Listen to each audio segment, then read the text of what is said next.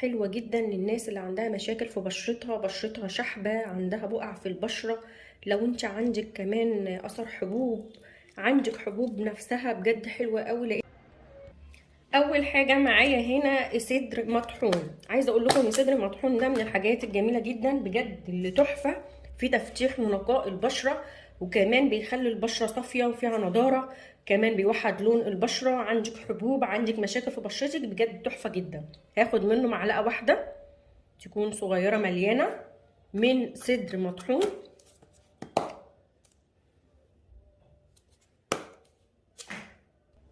هو اسمه صدر مطحون، بتجيبيه من العطار، في منه صحيح زي الورق اللورا، وفي منه اللي هو المطحون ده، وممكن انت تجيبيه صحيح وتطحنيه، هو سهل في طحنه. هضيف عليها بقى ميه ورد. ميه الورد من الحاجات الجميله اللي بتقلل المسام الواسعه، بتفتح البشره، بتديلها نضاره، بتخلي البشره صافيه، وكمان بتقلل الحبوب اللي بتبقى في البشره. حطيت حوالي 3 معالق من ميه الورد، وهبدا ادمج صدر مطحون مع ميه الورد بالشكل ده لحد ما تتكون معايا كده زي ما انتم شايفين عجينه. الوصفه دي بجد علاج لحل مشاكل البشره، حل وعلاج لمشاكل البشره، بجد حلوه قوي. شايفين انا عجنتها ازاي؟ هبدا اضيف عليها كمان معلقه من العسل الابيض. عايزه اقولك ده شفا بجد للحبوب، خصوصا لو انت عندك حبوب حيه، كمان لو بشرتك ما فيهاش نضاره، بشرتك شحبه، بجد العسل الابيض من الحاجات الحلوه جدا، خصوصا لما تحطيها على بشرتك. شايفين خدت معلقه صغيره من العسل الابيض.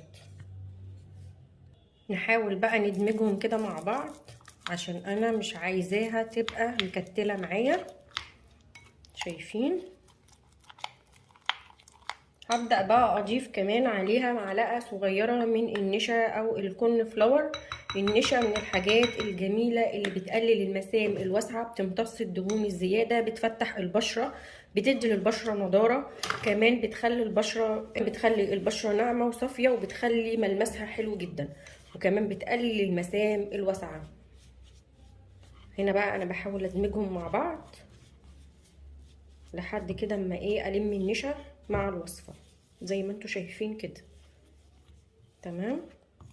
هنا اقدر ان انا احط كمان معلقه من ميه الورد علشان خاطر الوصفه تبقى معايا ناعمه، ما تبقاش مكتله، معلقه صغيره.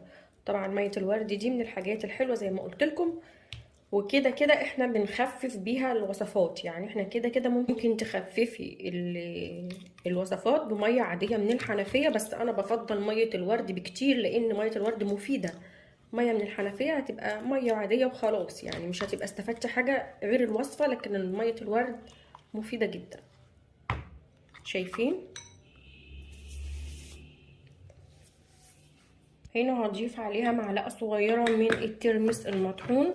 ده بتجيبيه من العطار برضو مطحون، وممكن تجيبيه سليم وتطحنيه، بس الافضل هاتيه انت مطحون من عند العطار، بيبقى افضل. يعني تحفه في الماسكات وفي الوصفات، بيفتح البشره، وكمان بيزيل الجلد الميت، بيزيل الحبوب الصغيره، بيخلي البشره صافيه ونضره. كمان لو عندك بقع تسبغات بيفتحها. الترمس المطحون او الترمس المر المطحون من الحاجات الروعه بجد اللي تستخدميها لبشرتك ولجسمك. كل الوصفات اللي احنا بنحطها او المكونات اللي احنا بنحطها فعلا روعة وليها فوائد كتير جدا. كل حاجة احنا بنحطها ابحثي عنها على الجوجل، بجد هتشوفي النتيجة، بجد هتشوفي الفوائد بتاعتها يعني بنفسك. هنا بقى انا بحاول برضو اخفف بمية ورد. تمام. كل ما الاقي الوصفة ابتدت تكتل معايا بحط مية ورد عشان انعم الوصفة. تمام كده. بصوا، هضيف بس عليها ليمون. انت لو عندك ليمون فريش يبقى حلو، لو عندك ليمون فريش يبقى حلو. لو عندك ليمون اللي هو الجاهز ده اللي بتجيبيه من السوبر ماركت، الاتنين واحد، فيعني اللي عندك متاح استخدميه. الليمون من الحاجات الحلوة قوي اللي بتوحد لون البشرة، وكمان بتزيل البقع والتسبغات والكلف، وكمان بتدي نضاره للبشره، وبتقلل التسبغات اللي بتبقى في البشره، وكمان لو عندك اثر حبوب بتمحيها. بصوا هي جمعت معايا ازاي زي العجينه، شايفينها لمت معايا ازاي بعد ما حطيت الليمون. تمام. هنا بقى هضيف معايا جوز هند. طبعا لو عندك منه زيت مفيش مشكله، بس هو في الشتاء عامه بيجمد غير الصيف. فانا هحط حوالي معلقه. بحاول بقى انزلها لانها ايه بتبقى ممله شويه ما بتكون متجمده. اهو معلقه صغيره من زيت جوز الهند او كريم جوز الهند مفيش مشكله. الفكره بس عشان يرطب وينعم لي البشره. هنا بقى هبدا اخفف برده تاني بميه ورد. كل ما تحس ان الوصفه جمدت منك خففي بميه ورد.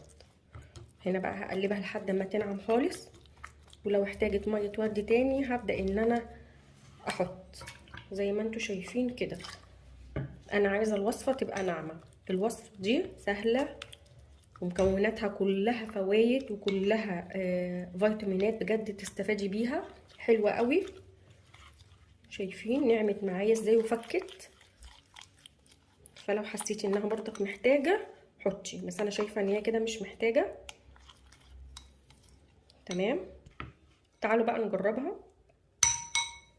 بصوا حلوه جدا، لان صدر مطحون دوت من الحاجات المفيده جدا جدا، خصوصا وبتطهر وبتعقم البشره. لو عندك حبوب بقى، عندك مشاكل في البشره، عندك تسبغات، عندك بقع، عندك كلف، بيفتح البشره جدا. ببدا ان انا افرد البشره كويس جدا على بشرتي مع حركات دائريه عشان اجري الدوره الدمويه، وكمان اخلي البشره تشرب اكبر كم من الوصفه عشان تستفادي بيها وكمان تديكي نتيجه حلوه. ده اول حاجه بعملها، وبسيبها نص ساعه على بشرتي لحد ما تنشف خالص، وبعد كده ببدا اشطفها بميه من الحنفيه، وابدا بقى ان انا اروح اغسلها. شايفين بعد ما غسلت ايديا من الوصفه صافيه وناعمه، وكمان مط ما فيهاش لمعه، ومدياكي كده نضاره وحلوه وموحده لون البشره. اهم حاجه بقى بعد الوصفه دي لازم ثم لازم ان انا ارطب. فانت تجيبي عندك ترطيب، ده الترطيب ده حلو على فكره، حلو جدا للناس اللي ما بتحبش ايد مزيته زي يعني انا ما بحبش الايد اللي بتبقى مزيته او بتلمع. فالكريم ده حلو قوي لو انت حبيتي تستخدميه. ببدا ان انا احطه، وابدا ان انا لازم ارطب، لازم ارطب وشي وايديا. فانا بحب ان انا استخدم المرطبات بعد الوصفه، فانا عشان كده بقول لك لازم ثم لازم بجد ان انت ترطبي. شوفي بعد الترطيب تحسي ان الايد ناعمه صافيه ما فيهاش اي مشاكل، بجد حلوه جدا وبتديكي نضاره غير طبيعيه. عايزاكم تجربوا بجد الوصفه واكتبوا لي في الكومنتات وقولوا لي رايكم. ما تنسوش تعملوا لي لايك واشتراك في القناه وتفعلوا الجرس وشير لاصحابكم عشان يستفادوا زيكم. وجربوا الوصفه واكتبوا لي في الكومنتات. باي باي.